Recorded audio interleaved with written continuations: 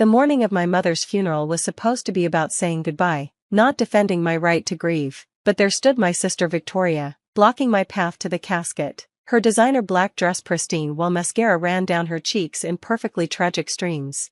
"You have some nerve showing up here," she hissed, loud enough for the arriving guests to hear. "After everything you put Mom through. I'm Maya Thompson, 34, and for the past 15 years, I've been the family's dirty secret, the daughter who chose nursing over law school, the one who threw away her potential to care for strangers instead of chasing prestige, the disappointment who spent her weekends at the hospital instead of country clubs." But what Victoria didn't know, what none of them knew, was that I'd spent the last 5 years as Mom's primary caregiver. Every chemo appointment, every sleepless night, every moment of fear and pain, I was there. They were not. "I'm here to say goodbye to my mother," I said quietly, trying to step around her. Victoria grabbed my arm, her manicured nails digging in. "Your mother? You're not even her real daughter." The words echoed through the funeral home. Conversation stopped. Our family friends, Mom's colleagues from her years as a judge, everyone turned to stare. There it was, the accusation she'd held over me since we were teenagers, when she'd found my adoption papers while snooping through Mom's files. "Biology doesn't determine family," I replied, keeping my voice steady despite the grief and exhaustion weighing on me. "It determines inheritance," Victoria sneered, "and you're not getting a penny of what Mom left behind. I've already called the lawyers, the house, the investments, the jewelry, it's all going to her real family." Our brother James appeared at her side, forever her loyal shadow. At 38, he still let Victoria make all his decisions. "She's right, Maya, you should leave. This is a family matter. I've been more family to Mom than either of you," I said, my composure finally cracking. "Where were you during her treatments, when she needed help bathing, when she cried from the pain at 3 a.m? We have careers," Victoria spat, "real careers, not emptying bedpans like some." "That's enough." The deep voice came from behind me. Marcus Webb, Mom's estate attorney for the past 20 years, stood in the doorway. His presence commanded immediate attention, silver-haired, impeccably dressed, carrying himself with the authority of someone who'd seen every type of family drama. "Mr. Webb," Victoria immediately shifted to her professional voice, the one she used in court. "I'm glad you're here. We need to discuss the estate immediately. This woman," she gestured at me like I was something distasteful, "is trying to interfere with family matters." Marcus looked at her with barely concealed disdain. "Miss Thompson, I'm aware of who Maya is. I'm also aware that your mother's will reading is scheduled for after the service. I suggest we all focus on paying our respects first." But Victoria wouldn't let it go. She'd inherited Mom's stubbornness but none of her compassion. "There's no point in her staying. She's not a beneficiary. Mom told me herself, everything goes to her biological children." "When did Mom tell you this?" I asked, genuinely curious. "During one of your monthly 5-minute phone calls? Or was it during the Christmas dinner you skipped for your Aspen trip?" James shifted uncomfortably. He'd at least visited Mom twice during her illness, though both times he'd spent more time on his phone than talking to her. "Last year," Victoria said triumphantly. "She said she was leaving everything to James and me, the house, the portfolio, everything, 50-50. Marcus cleared his throat. "I really must insist we wait." "No," Victoria cut him off. "I want this settled now. I want her out." She turned to the funeral director. "This woman is not family. Please escort her out." The funeral director looked helplessly between us. More guests were arriving, creating a bottleneck at the entrance as they tried to process the scene before them. "Victoria," I said softly, "Mom is lying in that casket. Can we please? Don't you dare act like you cared about her." Victoria's voice rose to a near shriek. "You were nothing but a burden, a charity case she took in out of pity. You think playing nurse for a few months erases 20 years of disappointment?" The words hit like physical blows. Every insecurity, every moment of feeling less than, every time I'd wondered if Mom regretted adopting me, Victoria knew exactly where to strike.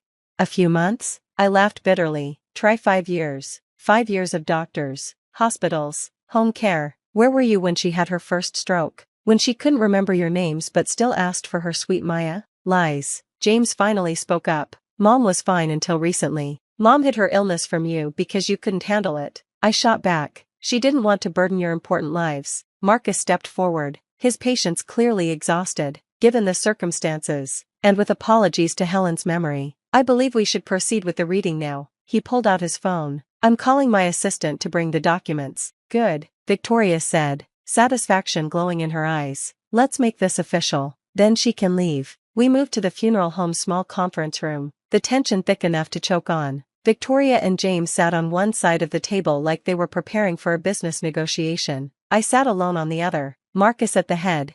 As we waited for his assistant, Victoria couldn't resist twisting the knife further. You know, Maya, I almost feel sorry for you, spending all those years trying to worm your way into Mom's good graces. But blood is blood. She probably left you some small token, maybe that old nursing textbook she kept, something appropriate for your station. I remained silent, focusing on breathing through the pain. Mom was gone. That was what mattered. Not money, not houses, just the fact that the woman who'd chosen me, raised me, loved me despite everything, was gone.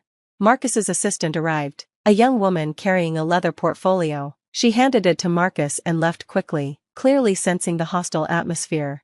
Before I begin, Marcus said, opening the portfolio, I should note that Helen updated her will 6 months ago. She was of completely sound mind, and the changes were witnessed by myself and 2 other attorneys from my firm. Victoria waved dismissively, just get on with it. Marcus pulled out a document and began reading. I, Helen Marie Thompson, being of sound mind and body, do hereby declare this to be my last will and testament, revoking all previous wills and codicils. He continued through the legal preamble while Victoria drummed her fingers impatiently on the table. To my son, James Robert Thompson, Marcus read, and James sat up straighter. I leave the sum of $50,000 and my collection of first edition books, knowing he will appreciate their value. James blinked. 50,000? But, please allow me to continue, Marcus said firmly. To my daughter, Victoria and Thompson, I leave the sum of $50,000 and my jewelry collection, with the exception of the pieces specifically designated elsewhere in this document. Victoria's face went pale. That's impossible. The house, the investments. Marcus continued reading. The remainder of my estate, including my primary residence at 42 Oak Hill Drive, all investment accounts, my retirement funds, and all other assets not specifically designated above, I leave to my daughter, Maya Grace Thompson. The silence was deafening. There's more, Marcus said. I would like to explain my decision, as I know it will come as a surprise to some. Victoria and James, you are my biological children, and I love you, but love is not just about blood, it's about presence, sacrifice, and choice. Maya came into our family when she was 3 years old, a scared little girl who had already seen too much hardship. I chose her, just as she chose to love me back despite having every reason not to trust another adult. She has been my daughter in every way that matters. While you both built your impressive careers, and I am proud of your accomplishments, Maya chose a different path. She became a nurse, dedicating her life to caring for others. When I was diagnosed with cancer 5 years ago, I hid it from you, Victoria and James, because I knew you would see it as an inconvenience. But Maya knew. She always knew when something was wrong. She spent every free moment caring for me. She moved into the guest room when I could no longer manage alone. She held my hand through treatments, cleaned up when I was sick, and never once complained. She sacrificed promotions, relationships, and her own health to ensure I wasn't alone. Victoria, you visited me 3 times in 5 years. James, you managed 5 visits. You both sent flowers and cards, but you sent them to Maya to give to me because you couldn't even remember my new address after I had to sell the old house to pay for treatments. This is not about punishment. This is about recognizing who truly understands the meaning of family. Maya, my darling daughter, you were never a charity case. You were the greatest gift of my life. Take care of the house. It needs someone who understands that homes are built with love, not just money. Marcus set down the paper. There's also a personal letter for each of you, to be opened privately. Victoria's face had gone from white to red to purple. This is fraud. She wasn't in her right mind. The cancer, the medications. I have extensive medical documentation and video testimony confirming Helen's mental capacity. Marcus interrupted, as well as affidavits from her doctors. This will is ironclad. She manipulated her. Victoria stood up, slamming her hands on the table. She turned our mother against us, played the martyr while poisoning her mind. Sit down, I said quietly. Everyone turned to look at me. What? Victoria snarled. Sit down, I repeated. You want to know the truth? Mom didn't leave you the house because she knew exactly what you'd do with it. You'd sell it to the highest bidder without a second thought. That house isn't just property, it's where she raised us, where she hosted 30 years of Christmas dinners, where she planted those roses the year Dad died. I stood up, matching Victoria's stance. She didn't leave you the money because she knew you already have more than you could ever spend. Your husband's trust fund. Your corporate salary, you don't need it. You wanted it because you measure love in dollar signs. How dare you? I'm not finished, I said, finding strength I didn't know I had. You called me a charity case? You're right, I was. I was a broken, traumatized toddler when mom chose me. She could have adopted a baby, someone without baggage. Instead, she chose the difficult path because that's who she was. She saw a child who needed love and decided to provide it. No questions asked, no conditions attached. Tears were flowing freely down my face now. She taught me that family isn't about blood, it's about showing up. It's about 2 a.m. hospital runs and holding someone's hair when they're sick from chemo. It's about reading the same book 50 times when dementia starts stealing memories. It's about love in action, not just words. You poisoned her against us, James said weakly, but even he didn't sound convinced. No, I said, you abandoned her, and the saddest part? She still loved you. She kept your photos by her bed. She made excuses for your absence. She blamed herself for raising children who valued success over family. I pulled out my phone and showed them the screen. These are my call logs with mom. Every single day for 5 years, sometimes multiple times a day. Where are yours? Neither of them answered. Marcus cleared his throat. There's one more matter. Victoria, regarding your statement that Maya would inherit your house, you were partially correct. Helen held the deed to your property. Victoria's face went white again. What? The down payment for your home came from Helen. Marcus explained. She structured it as a purchase rather than a gift, maintaining ownership while allowing you to live there. As part of her estate, that property now transfers to Maya as well. No, Victoria whispered. No, that's our home, our children. You have 30 days to either purchase the property at market value or vacate. Marcus continued. Helen's letter to you explains her reasoning. Victoria snatched the envelope with her name and tore it open. As she read, tears began falling, real ones this time, not the performance from earlier. She knew, Victoria said numbly. She knew we were planning to put her in a facility. My heart stopped. What? James looked at the floor. We thought, with her health declining, it would be better. You were going to put her in a home? I couldn't breathe. When? We had a meeting scheduled for next month, Victoria admitted, to tour facilities. Now I understood. Mom's final update to her wasn't just about recognizing my care, it was about protecting herself from children who saw her as an inconvenience to be managed.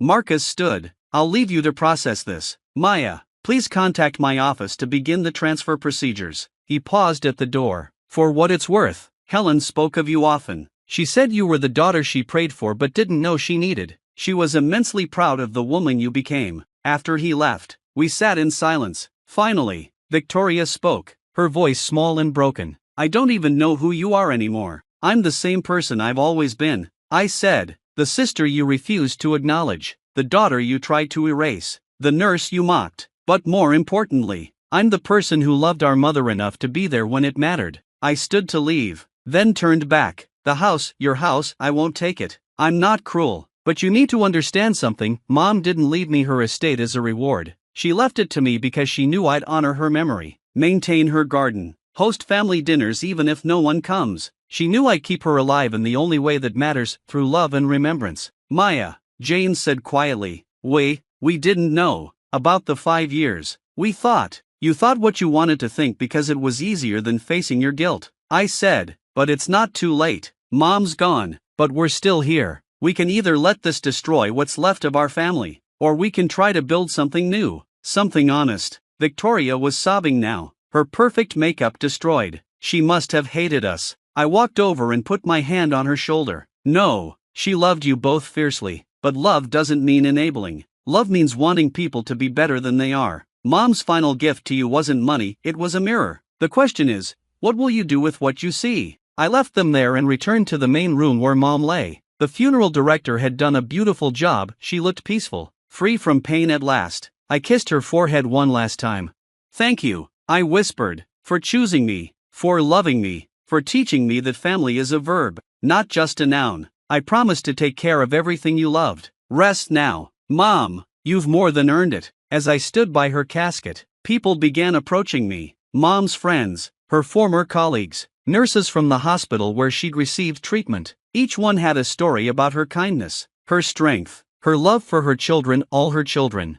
She talked about you constantly. One of her former colleagues said, Maya this, Maya that. How you'd worked a double shift but still came to check on her. How you'd learned to make her favorite soup exactly right. She glowed when she spoke of you. By the time the service began, Victoria and James had composed themselves enough to sit in the front row. Victoria caught my eye and patted the seat beside her, the first genuine invitation she'd extended in 20 years. I sat down, and she grabbed my hand, squeezing it tightly. "I'm sorry," she whispered, "for everything, for the real daughter comment, for not being there, for treating you like you were less than us. We'll work through it," I whispered back. "That's what family does." As the minister spoke about Mom's life, her dedication to justice and fairness, her belief in the power of love to transform lives, I realized her final will wasn't just about distributing assets. It was her last act as a judge, rendering a verdict on what truly matters in life. Later that evening, after the burial, the three of us sat in Mom's kitchen, my kitchen now, though I couldn't quite process that. I made tea using her favorite pot, the one with the chip on the handle she refused to replace.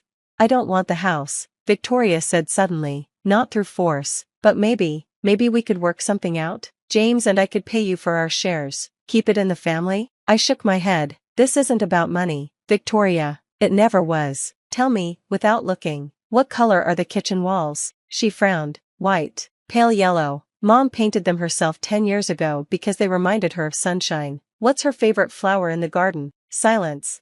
"Iris, purple ones specifically. Dad gave her bulbs for their first anniversary. She divided them every year, and now they cover the entire south border." James stared into his tea. "We really didn't know her anymore, did we?" "You can still know her," I said, "through the stories I can tell, through the photos she kept, through Sunday dinners if you'll come. This house isn't mine, it's ours. I'm just the caretaker." Mom knew I'd keep her traditions alive, but traditions mean nothing without family to share them. Victoria's phone buzzed. She glanced at it, then turned it off, possibly the first time I'd ever seen her ignore a work call. "Sunday dinners? Every week, 5 p.m. Mom's pot roast recipe." "I don't even know where you live," James admitted. "Your apartment." "I mean, I don't have one. I've been here for 3 years. Gave up my place when Mom needed round-the-clock care." They exchanged shocked looks. 3 years, and they hadn't known. We talked until dawn. Really talked for the first time in decades. About Mom's illness, about childhood memories they'd buried under ambition, about the different paths we'd taken and why. Victoria admitted she'd resented me from the start, the chosen child who threatened her position. James confessed he'd followed Victoria's lead because it was easier than thinking for himself.